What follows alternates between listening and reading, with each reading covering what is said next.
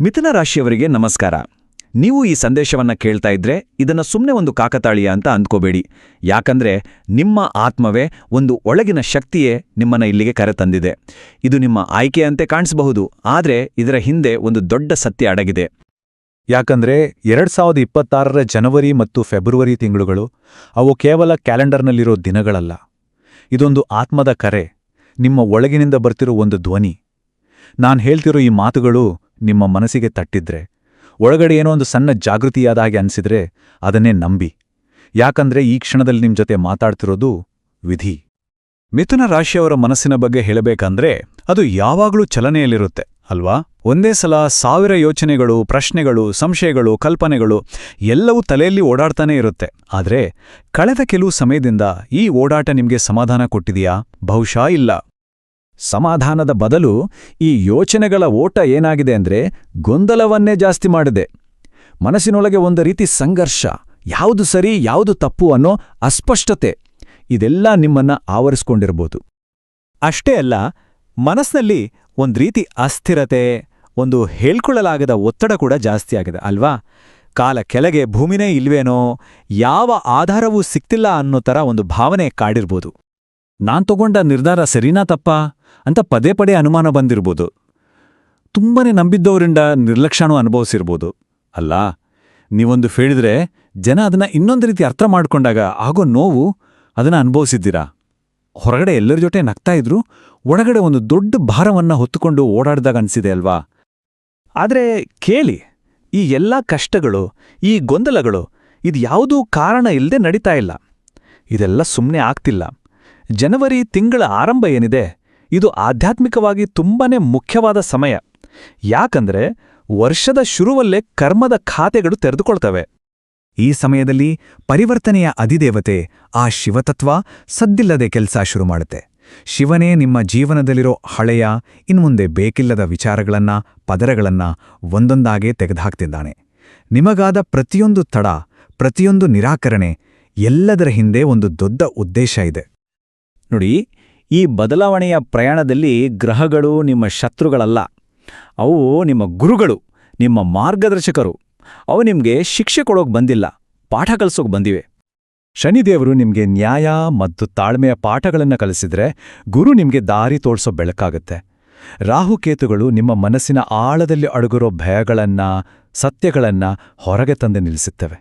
ಇವೆಲ್ಲದರ ಮಧ್ಯ ಆ ಶಿವ ಇದಾನಲ್ಲ, ಅವನು ಮೌನವಾಗಿ ನಿಮ್ಮನ್ನು ರಕ್ಷಣೆ ಮಾಡ್ತಾನೆ, ಪರಿವರ್ತನೆಗೆ ದಾರಿ ಮಾಡಿಕೊಡ್ತಾನೆ. ಹಾಗಾದ್ರೆ ಈ ಬದಲಾವಣೆ ಯಾವಾಗ, ಹೇಗೆ ಶುರುವಾಗತ್ತೆ? ಅದಕ್ಕೊಂದು ಸ್ಪಷ್ಟವಾದ ಟೈಮ್ಲೈನ್ ಇದೆ. ನಿಮ್ಮ ಒಳಗಿನಿಂದ ಶುರುವಾಗಿ ಹೊರಗಿನ ಪ್ರಪಂಚದವರೆಗೂ ಇದರ ಪರಿಣಾಮ ಕಾಣಿಸುತ್ತೆ. ಈ ಪ್ರಯಾಣದ ಪ್ರತಿಯೊಂದು ಹೆಜ್ಜೆಯೂ ತುಂಬಾನೇ ಮುಖ್ಯ. ಗಮನ ಇಟ್ಕೇಳಿ. ಜನವರಿ 6, 2026 ಸಂಕಷ್ಟ ಚತುರ್ಥಿಯ ದಿನ ನಿಮ್ಮ ಜೀವನದಲ್ಲಿರೋ ಅಡೆತಡೆಗಳು ನಿವಾರಣೆ ಆಗೋಕೆ ಶುರುವಾಗುತ್ತೆ. ಇದು ಸಣ್ಣದಾಗಿ ಶುರುವಾದ್ರೂ ಇದರ ಪರಿಣಾಮ ದೊಡ್ಡದು. ಜನವರಿ ಕೊನೆಯ ಹೊತ್ತಿಗೆ ನಿಮ್ಮ ಮಾತುಗಳಿಗೆ ಒಂದು ತೂಕ, ಒಂದು ಬೆಲೆ ಬರುತ್ತೆ. ಇನ್ನು ಫೆಬ್ರವರಿ ಶುರುವಾಯಿತು ಅಂದ್ರೆ ಧೈರ್ಯವಾಗಿ ನಿರ್ಧಾರಗಳನ್ನ ತಗೊಳ್ಳೋ ಶಕ್ತಿ ನಿಮ್ಮಲ್ಲಿ ಬರುತ್ತೆ. ಕೊನೆಗೆ ಫೆಬ್ರವರಿ 15 ಮಹಾಶಿವರಾತ್ರಿಯ ದಿನ ಈ ಇಡೀ ಪರಿವರ್ತನೆ ತನ್ನ ಶಿಖರವನ್ನು ತಲುಪುತ್ತೆ. ಸರಿ, ಈ ಎಲ್ಲ ಬದಲಾವಣೆಗಳು ಬರೀ ಮನಸ್ಸಿನಲ್ಲೇ ಆಗಿ ಸುಮ್ನಾಗುತ್ತಾ? ಖಂಡಿತ ಇಲ್ಲ. ಈ ಆಂತರಿಕ ಜಾಗೃತಿ ನಿಮ್ಮ ದಿನನಿತ್ಯದ ಜೀವನದಲ್ಲೂ ಕಾಣಿಸ್ಕೊಳ್ಳುತ್ತೆ. ನಿಮ್ಮ ಕರಿಯರ್, ಹಣಕಾಸು, ಸಂಬಂಧಗಳು ಎಲ್ಲದರ ಮೇಲೂ ಇದರ ಸ್ಪಷ್ಟವಾದ ಪರಿಣಾಮ ಆಗೇ ಆಗುತ್ತೆ. ಹೇಗೆ ಅಂತೀರಾ? ಮೊದಲನೇದಾಗಿ, ನಿಮ್ಮ ವೃತ್ತಿ ಜೀವನದಲ್ಲಿ ಆ ಅಸ್ಥಿರತೆ ಏನಿದೆ ಅದು ಕಡಿಮೆ ಆಗುತ್ತೆ. ನಿಮ್ಮ ಮಾತುಗಳಿಗೆ, ನಿಮ್ಮ ನಿರ್ಧಾರಗಳಿಗೆ ಬೆಲೆ ಬರುತ್ತೆ. ಎರಡನೇದಾಗಿ, ಹಣಕಾಸಿನ ವಿಚಾರ. ಈ ಸಮಯದಲ್ಲಿ ನೀವು ಜವಾಬ್ದಾರಿಯಿಂದ ತಗೊಳ್ಳೋ ನಿರ್ಧಾರಗಳು ನಿಮ್ಮ ಭವಿಷ್ಯಕ್ಕೆ ಒಂದು ಭದ್ರ ಬುನಾದಿ ಆಗುತ್ತೆ. ಮೂರನೇದಾಗಿ, ಸಂಬಂಧಗಳು. ಯಾರು ನಮ್ಮ ಜೊತೆ ಇರಬೇಕು, ಯಾರನ್ನ ದೂರ ಇಡಬೇಕು ಅನ್ನೋ ಸ್ಪಷ್ಟತೆ ತಾನಾಗೇ ಬರುತ್ತೆ. ಮತ್ತು ಮುಖ್ಯವಾಗಿ, ನಿಮ್ಮ ಬಗ್ಗೆ ನಿಮಗೆ ಒಂದು ಆಳವಾದ ತಿಳುವಳಿಕೆ ಸಿಗುತ್ತೆ. ಸರಿ, ಇಷ್ಟೆಲ್ಲ ಬದಲಾವಣೆ ಆಗ್ತಾ ಇರುವಾಗ ನಾವೇನ್ ಮಾಡ್ಬೋದು? ಈ ಶಕ್ತಿಯನ್ನ ಸರಿಯಾಗಿ ಬಳಸ್ಕೊಳ್ಳೋಕೆ, ಈ ಪ್ರಯಾಣವನ್ನ ಸುಲಭ ಮಾಡ್ಕೊಳ್ಳೋಕೆ ಕೆಲವು ಸರಳ ಆದರೆ ತುಂಬಾನೇ ಶಕ್ತಿಯುತವಾದ ಅಭ್ಯಾಸಗಳಿವೆ.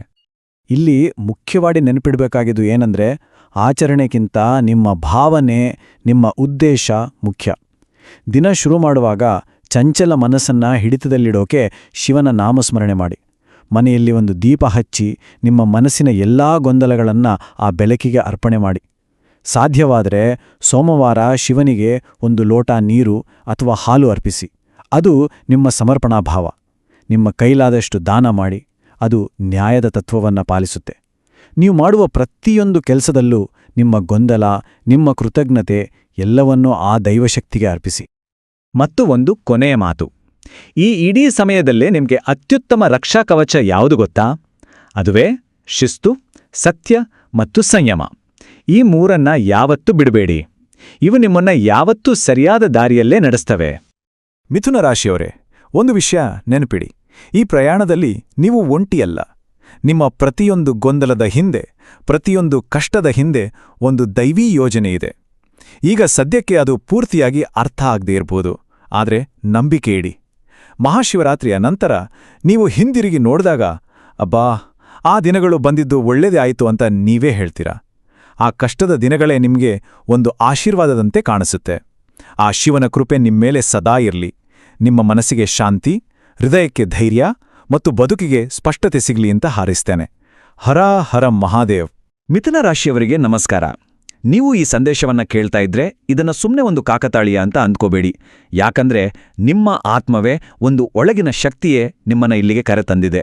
ಇದು ನಿಮ್ಮ ಆಯ್ಕೆಯಂತೆ ಕಾಣಿಸಬಹುದು, ಆದ್ರೆ ಇದರ ಹಿಂದೆ ಒಂದು ದೊಡ್ಡ ಸತ್ಯ ಅಡಗಿದೆ. ಯಾಕಂದ್ರೆ 2026ರ ಜನವರಿ ಮತ್ತು ಫೆಬ್ರವರಿ ತಿಂಗಳುಗಳು ಅವು ಕೇವಲ ಕ್ಯಾಲೆಂಡರ್ನಲ್ಲಿರೋ ದಿನಗಳಲ್ಲ. ಇದೊಂದು ಆತ್ಮದ ಕರೆ, ನಿಮ್ಮ ಒಳಗಿನಿಂದ ಬರ್ತಿರೋ ಒಂದು ಧ್ವನಿ. ನಾನ್ ಹೇಳ್ತಿರೋ ಈ ಮಾತುಗಳು ನಿಮ್ಮ ಮನಸ್ಸಿಗೆ ತಟ್ಟಿದ್ರೆ, ಒಳಗಡೆ ಏನೋ ಒಂದು ಸಣ್ಣ ಜಾಗೃತಿಯಾದ ಹಾಗೆ ಅನ್ಸಿದ್ರೆ ಅದನ್ನೇ ನಂಬಿ. ಯಾಕಂದ್ರೆ ಈ ಕ್ಷಣದಲ್ಲಿ ನಿಮ್ ಜೊತೆ ಮಾತಾಡ್ತಿರೋದು ವಿಧಿ. ಮಿಥುನ ರಾಶಿಯವರ ಮನಸ್ಸಿನ ಬಗ್ಗೆ ಹೇಳಬೇಕಂದ್ರೆ ಅದು ಯಾವಾಗಲೂ ಚಲನೆಯಲ್ಲಿರುತ್ತೆ ಅಲ್ವಾ? ಒಂದೇ ಸಲ 1000 ಯೋಚನೆಗಳು, ಪ್ರಶ್ನೆಗಳು, ಸಂಶಯಗಳು, ಕಲ್ಪನೆಗಳು ಎಲ್ಲವೂ ತಲೆಯಲ್ಲಿ ಓಡಾಡ್ತಾನೇ ಇರುತ್ತೆ. ಆದ್ರೆ ಕಳೆದ ಕೆಲವು ಸಮಯದಿಂದ ಈ ಓಡಾಟ ನಿಮ್ಗೆ ಸಮಾಧಾನ ಕೊಟ್ಟಿದೆಯಾ? ಬಹುಶಃ ಇಲ್ಲ. ಸಮಾಧಾನದ ಬದಲು ಈ ಯೋಚನೆಗಳ ಓಟ ಏನಾಗಿದೆ ಅಂದ್ರೆ ಗೊಂದಲವನ್ನೇ ಜಾಸ್ತಿ ಮಾಡಿದೆ. ಮನಸ್ಸಿನೊಳಗೆ ಒಂದು ರೀತಿ ಸಂಘರ್ಷ, ಯಾವುದು ಸರಿ ಯಾವುದು ತಪ್ಪು ಅನ್ನೋ ಅಸ್ಪಷ್ಟತೆ, ಇದೆಲ್ಲ ನಿಮ್ಮನ್ನ ಆವರಿಸ್ಕೊಂಡಿರ್ಬೋದು. ಅಷ್ಟೇ ಅಲ್ಲ, ಮನಸ್ಸಿನಲ್ಲಿ ಒಂದ್ ರೀತಿ ಅಸ್ಥಿರತೆ, ಒಂದು ಹೇಳ್ಕೊಳ್ಳಲಾಗದ ಒತ್ತಡ ಕೂಡ ಜಾಸ್ತಿ ಆಗಿದೆ ಅಲ್ವಾ? ಕಾಲ ಕೆಳಗೆ ಭೂಮಿನೇ ಇಲ್ವೇನೋ, ಯಾವ ಆಧಾರವೂ ಸಿಕ್ತಿಲ್ಲ ಅನ್ನೋ ಥರ ಒಂದು ಭಾವನೆ ಕಾಡಿರ್ಬೋದು. ನಾನ್ ತಗೊಂಡ ನಿರ್ಧಾರ ಸರಿನಾ ತಪ್ಪಾ ಅಂತ ಪದೇ ಪದೇ ಅನುಮಾನ ಬಂದಿರ್ಬೋದು. ತುಂಬನೇ ನಂಬಿದ್ದವರಿಂದ ನಿರ್ಲಕ್ಷ್ಯನೂ ಅನುಭವಿಸಿರ್ಬೋದು. ಅಲ್ಲ, ನೀವೊಂದು ಹೇಳಿದ್ರೆ ಜನ ಅದನ್ನ ಇನ್ನೊಂದು ರೀತಿ ಅರ್ಥ ಮಾಡ್ಕೊಂಡಾಗ ಆಗೋ ನೋವು ಅದನ್ನ ಅನುಭವಿಸಿದ್ದೀರಾ. ಹೊರಗಡೆ ಎಲ್ಲರ ಜೊತೆ ನಗ್ತಾ ಇದ್ರು, ಒಳಗಡೆ ಒಂದು ದೊಡ್ಡ ಭಾರವನ್ನ ಹೊತ್ತುಕೊಂಡು ಓಡಾಡ್ದಾಗ ಅನ್ಸಿದೆ ಅಲ್ವಾ? ಆದ್ರೆ ಕೇಳಿ, ಈ ಎಲ್ಲಾ ಕಷ್ಟಗಳು, ಈ ಗೊಂದಲಗಳು ಇದ್ಯಾವುದೂ ಕಾರಣ ಇಲ್ಲದೆ ನಡೀತಾ ಇಲ್ಲ. ಇದೆಲ್ಲ ಸುಮ್ಮನೆ ಆಗ್ತಿಲ್ಲ. ಜನವರಿ ತಿಂಗಳ ಆರಂಭ ಏನಿದೆ, ಇದು ಆಧ್ಯಾತ್ಮಿಕವಾಗಿ ತುಂಬಾನೇ ಮುಖ್ಯವಾದ ಸಮಯ. ಯಾಕಂದ್ರೆ